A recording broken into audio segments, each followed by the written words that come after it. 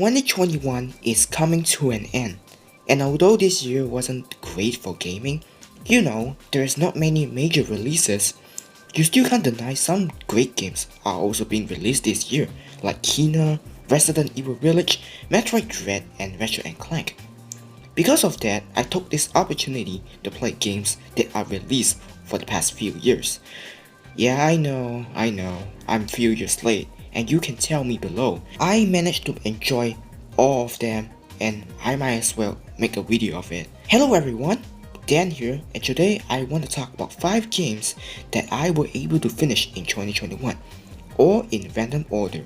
As you can see here, I have Ridge Racer Type 4 playing in the background, but there's a reason for that, so stick around to find out. Anyway, let's begin. First up, Paper Mario The Thousand Year Door. I played the original Paper Mario 64 back in 2015. I heard a lot of people talking about the sequel on the GameCube. It wasn't until this year where I finally get around to play it, and oh boy, they were right. For the first time since many years, we don't have the same cliche where Peach getting kidnapped by Bowser again. Instead, we got a brand new cast of villains never seen before in the Mario universe, which was very refreshing since we don't know what's his real power until the end. Not to mention, the whole mystery about Thousand Year Door were able to keep players guessing as each chapter progresses through. Each chapter got its charming moments, from fighting to the top of Glitz Arena in chapter 3 to exploring the cave of Keyhole Key in chapter 5, just to name a few. Not to mention a wide variety of fun characters such as the nerdy girl Jumbella that can reanimate moves, Admiral Bobbery with his set pass and his awesome bomb attack, Vivian, a member of Shadow Sirens that helps Mario to dodge enemy attack, etc. Even if you want to take a break from the main story, you can do it. Just go around the map to do side quests and talk to the NPC. The fun never ends. Last but not least, the soundtracks are bangers that you can listen while doing stuff. There are a couple minor issues here and there, but not enough to affect the experience. These are just tip of the iceberg. You have to play this game to understand why it's such a masterpiece. Trust me, it's worth it. The Metroid series are severely underrated. Like, not much people even talk about it compared to other Nintendo franchises.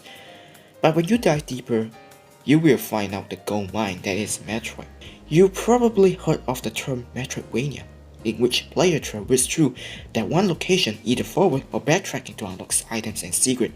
Metroid and Castlevania are responsible for the term, even though both play differently. It sounds tedious, but trust me, it really isn't.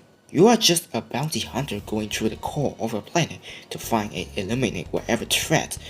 It's the eerie atmosphere and losing a sense of where you are that defines the series. The fact that you don't know what's lurking in each room, whether it's Metroid or other enemies, while trying to find your next waypoint is what you will be experiencing in Metroid. At first, you will be struggling to figure out where to go, but as you continue playing, you will start becoming good at it, to the point that you don't even need a guide to find where you're going next. Don't forget, you play as a female protagonist that was loved by many fans. She was also included in many people's top 5 female protagonists. Every game's got its value to stand on their own. Though, word of advice, when you start with Metroid, start with Zero Mission on the Game Boy Advance. Just avoid the original Metroid on the NES. You will thank me later. From there on, continue with Metroid 2 Return of Samus, Super Metroid, Metroid Fusion, and then the latest release, Metroid Dread. Celeste is not just your typical brutal platformer, it's also a platformer about anxiety. I'm sure all of us got our fair share of anxiety issues, and this game managed to deliver the message. You play as a girl who tries to climb the mountain. Along the way, with the levels getting harder, you will start doubting yourself whether you will beat them, and that's where things get interesting. People often say you are your worst enemy, and they are right. In chapter 2, your inner alter ego starts telling you to give up, but your resilient self tells you to keep going. Eventually, she becomes an entity that chases you throughout the remaining stages of chapter 2, perfectly describing the anxiety. That experience is surreal. I'm always in situations where I felt at whatever things I do, I will worth it. And that's when my inner self keeps growing and growing to the point that I start feeling that I was right and I don't want to do whatever I'm doing right now. That's when I have to struggle between two choices, whether to keep going or to give up. Those decisions causes anxiety, just like the main character in the game. The note hits right into me as if I was there. Video games can be an art of life. Anyway, what I'm trying to say is Celeste is such a beautiful game. I have been trying to get into the Resident Evil series for a couple years now, but don't have the time. With the release of Resident Evil Village this year, I finally gave them a shot, starting with Resident Evil 0, 1, 3, 2, and Code Veronica. And every games are fucking good. I really love the fixed camera angle, since you feel like you are being watched from every rooms, and jumpscare happens when you least expect it. Not only that, every locations are filled with creepy atmosphere along with the music that makes the experience much immersive, especially the safe room theme. To top it all off, you have to work with limited ammo while finding new ones, while fending off zombies and creatures, while keeping yourself healthy. Those classic games define the series as we knew it.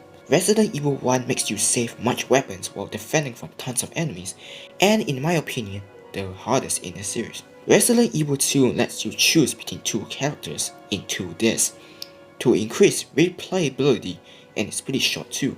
I start with Leon A and end up with Claire B, but many people say that Claire A and Leon B is the canon one. But regardless, I still get kicked out of it. Even on normal difficulty, the game still felt easy, enjoyable compared to the first one. Resident Evil 3 lets you dodge enemy attack with some buttons, mix gunpowders for more ammos, and the constant dread of getting chased by nemesis, and different choices that lead you to different outcome. And to top it off, Jill is such a badass. The fact that everyone else got getting killed while she tried her best to survive makes me adore her as a character, thus becoming my personal favorite game in this series.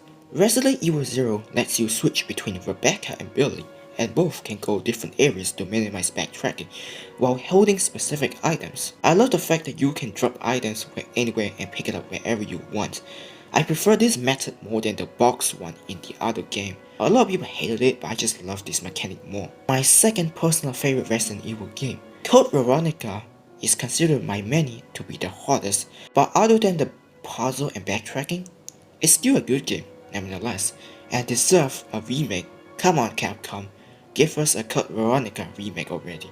Unfortunately, from RE4 onwards, I just lost interest. The change to third person is innovative, but something felt off that is hard to explain. I've been trying to get into Resident Evil 4 every few days to weeks, but I'm sorry, I just don't like it. I'm not one of those people that boycott the series just because of the change. Perhaps I need more time to like it, maybe? And finally, R4 Ridge Racer, a combination of racing while waving. Essentially, you don't just race around each track for a few laps. From the moment you enter the main menu, you can already tell it's not your typical arcade racer. As you look at the bright yellow background that pulls you in, it gets even better when you join a race. Choosing different soundtracks while battling for first is just something else. Even if you lose, you don't feel mad as the music keeps you in good mood. You wanna keep trying till you get it. Gameplay wise, you have 4 teams to choose ranging from different difficulties that accompany with unique stories that connect with one after another. The game might be short, but thanks to the staggering amount of 220 cars, you will find yourself coming back to unlock more cars or just wipe along with the gem. Every soundtrack are just awesome. Every soundtrack are just as good as they are. To end it on a high note, you literally finish the game right on New Year's Eve. And guess what? You're watching this video on New Year's Eve too. Anyway, those are my 5 games that I enjoyed this year. Honorable mention goes to Hunt Down, Crimson Clover, Life is Strange True Colors, and Castlevania. Let me know what's your opinion down below. What game do you beat this year? And if you enjoyed this, hey, be sure to like, share, and subscribe. Thanks for watching. Have a wonderful new year. See you all next time.